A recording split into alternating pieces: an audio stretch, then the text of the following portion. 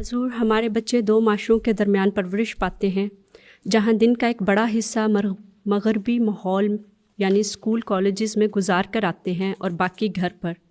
دیکھا گیا ہے کہ اکثر اوقات نوجوانی میں کچھ بچے آئیڈینٹی کی پرابلمس کا شکار ہو جاتے ہیں۔ پیارے حضور، میرا سوال یہ ہے کہ ماں باپ کس طرح بچپن سے اپنے بچوں کی تربیت کریں کہ وہ ان کمپلیکسز میں نہ پڑیں۔ جزاک اللہ۔ آپ کے بچے جاتے ہیں 5-6 سال کی عمر میں، بعض جگہ 6-7 سال کی عمر میں، تو 5 سال سے لے کے 7 سال تک کی عمر تک تو وہ آپ کے پاس رہتے ہیں، ٹھیک ہے۔ اس وقت آپ ان کو بچہ سمجھ کے کہتے ہیں کوئی نہیں بس کھیلتے رہو۔ اس وقت ان کو چھوٹی چھوٹی نیکی کی باتیں سکھایا کریں، ان کو دعائیں سکھایا کریں، ان کو بتایا کریں۔ بعض ماں باپ ایسے ہیں جو قرآن شریف تو ختم کروا لیتے ہیں 4 سال کی عمر میں، 5 سال کی عمر میں بچے کو، پھر کہتے ہیں آمین کروا دو، ہمارے بچے نے 5 سال کی عمر میں قرآن کریم ختم کر لیا، لیکن اس کو باقی دین کی باتیں نہیں سکھاتے۔ ان کو پتہ نہیں لگتا ہے قرآن ہم نے پڑھ لیا تو اس میں ہے کیا۔ تو یہ چھوٹی چھوٹی باتیں بچوں کے ذہنوں میں ڈالنی چاہیے۔ بچہ تو نیکی کی باتیں سیکھتا ہے، اس لیے اسلام میں حکم ہے کہ جب بچہ پیدا ہو تو اس کے دائیں کان میں اذان دو، بائیں کان میں تکبیر کو۔ اس وقت تو عقل نہیں رکھتا، لیکن اس کے باوجود اس پہ اللہ کا اور رسول کا نام ڈالا جاتا ہے، خدا تعالیٰ کی وحدانیت کی تعلیم اس کے کانوں میں ڈالی جاتی ہے، ٹھیک ہے نا۔ اس کے بعد آپ کہتی ہیں جی ہمارے اسکول میں بچے جاتے ہیں وہاں سے متاثر ہوتے ہیں، بالکل ٹھیک ہے، اسکول میں جاتے ہیں، لیکن میں نے تو حساب لگایا ہے ان مغربی ممالک میں سال کے 365 دنوں میں سے 180 سے 190 دن اسکول کے ہوتے ہیں اور 180 دن ان کے چھٹیاں کے ہوتے ہیں۔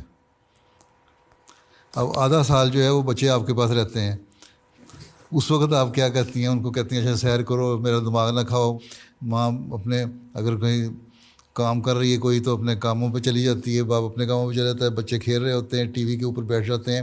تو وہی اثر وہ جو 180 دن اسکول سے سیکھتے ہیں نا، وہ بقایا 180 دن گھر میں بیٹھ کے گیمز کے اوپر پلے کرتے ہوئے، انٹرنیٹ پہ پلے کرتے ہوئے، ٹی وی پہ دیکھتے ہوئے، اور وہ پھر کوئی نیکی کی بات ان کو نہیں پڑ رہی ہوتی۔ تو اس میں بھی پلان ایسا بنائیں کہ بچوں کو وہ دن جو ہیں کم از کم 180 دن میں سے 90 دن ہی آپ ان کو دے دیں دین کی تعلیم سکھانے کے، تو 1/3 حصہ تو آ جائے گا نا کم از کم دین کی تعلیم سکھانے کا۔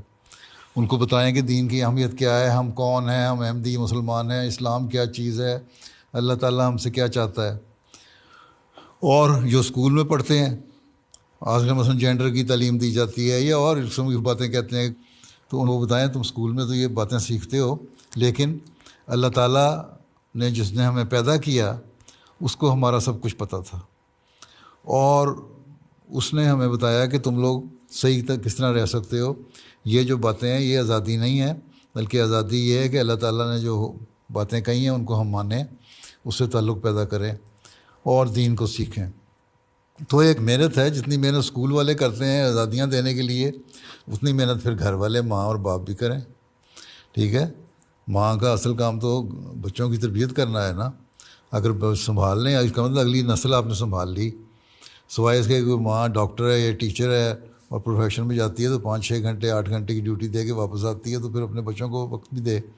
جو دوسری مجبوری کی خاطر کوئی نوکری کر رہی ہے تو اور بات ہے، نہیں تو اس کو ایسی اسٹیج میں جب بچوں کی تربیت کا مسئلہ ہو تو اپنے نوکری کو قربانی کرنی چاہیے، ٹھیک ہے۔ اسی طرح باپوں کو بھی ویکینڈ جو ہے بجائے ادھر ادھر گزارنے کے، کام سے واپس آتے ہیں تو اگر وقت ہے ان کے پاس تو 1-2 گھنٹے بچوں کے پاس بیٹھے دیں، مائیں بھی دیں۔ تو یہ جو دونوں کی ماں باپ کی مشترکہ کوشش ہوگی، اس سے بچے پھر اس ماحول میں سیکھنے کے باوجود بھی ان کے کانوں میں دین کی باتیں بھی پڑتی رہیں گی۔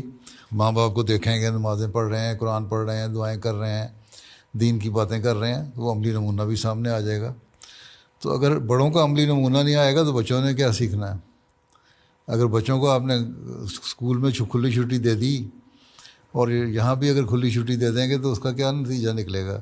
اب یہاں جی بعض جگہ قانون پاس ہو رہے ہیں، اسپین میں بھی ہو گیا کہ بچہ اگر 16 سال کی عمر میں جینڈر اپنا جو مرضی چاہے بدل سکتا ہے۔ تو لوگوں نے سوال اٹھانا شروع کر دیا، شراب پینے کی تم اجازت نہیں دیتے بغیر نگرانی کے 18 سال سے پہلے، اور اس بات پہ تم آزادی دے رہے۔ اس کا مطلب ہے کہ ایک دجالی چال ہے، بہت خطرناک چال ہے، تاکہ دنیا کو دین سے دور کیا جائے اور دہریت کو قائم کیا جائے۔ یہ دہریت کا ایجنڈا ہے جو کام کر رہا ہے، دجال کا ایجنڈا ہے جو کام کر رہا ہے. عیسائیت کو لوگ بھول چکے ہیں، مذہب کو لوگ بھول چکے ہیں، ان طرف تو جاتا نہیں. ابھی تک جو اعداد و شمار آتے ہیں، جو اسٹیٹسٹکس آتی ہے، اس کے مطابق یہی ہے کہ ابھی تک مذہب پہ عمل کرنے والے صرف مسلمان ہی زیادہ ہیں. بلکہ پچھلے دنوں میں تو ایک بندہ جو دہریہ تھا اس نے لکھا ہے کہ میں مذہب کے خلاف تو ہوں، لیکن یہ مجھے پتہ لگ گیا ہے کہ اگر مذہب کوئی ہے تو اسلام ہی ہے، کیونکہ عیسائیت تو اپنا سب کچھ چھوڑ بیٹھی ہے. تو اگر ہم بھی اسی رو میں بہہ گئے اور بچوں کو نہ سکھایا اور اپنے آپ کو صحیح نہ کیا اور اپنی خود تربیت نہ کی اور اپنے نمونے بچوں کے سامنے قائم نہ کیے تو ہمارے بچے بھی اسی رو میں بہ جائیں گے، پھر اسلام کو بھی کچھ نہیں سمجھیں گے.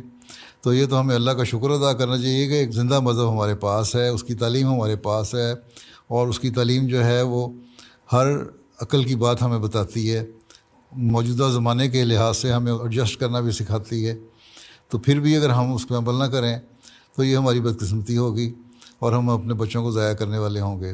اس لیے یہ ساری چیزیں ماں باپ دونوں کو مل بیٹھ کے سوچنی چاہیے اور پلان کرنا چاہیے.